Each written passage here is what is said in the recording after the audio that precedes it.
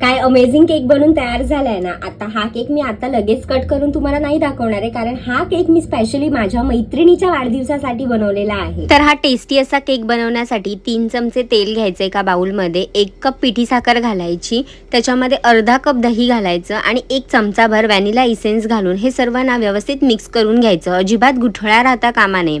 त्यानंतर रवा घ्यायचा नॉर्मल 1 कप, त्याला मी मिक्सरमध्ये फिरवून घेतले, म्हणजे बारीक रवा असेल तरीसुद्धा चालेल. व्यवस्थित मिक्स करायचा. त्यानंतर मिश्रण घट्टसर जाणवलं तर त्याच्यामध्ये 2-3 चमचे दूध घालायचं आणि हे मस्त मिक्स करून घ्यायचं. चमचाभर वेलची पावडर घालायची आणि त्यामध्ये इनोचं 1 अख्खं पॅकेट घालायचं. व्यवस्थित मिक्स करून घ्यायचं. त्यानंतर मी केकच्या डब्यामध्ये बटर पेपर घालून घेतला होता, त्याच्यामध्ये हे सर्व मिश्रण घालून घेतलं आणि डब्बा छान टॅप करून घेतला.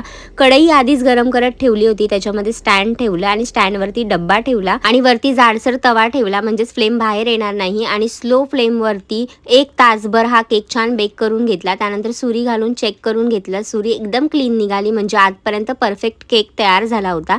त्यानंतर कडा अशा मोकळ्या केल्या आणि एका केकच्याच पुठ्ठ्यावरती मी हा केक काढून घेतला.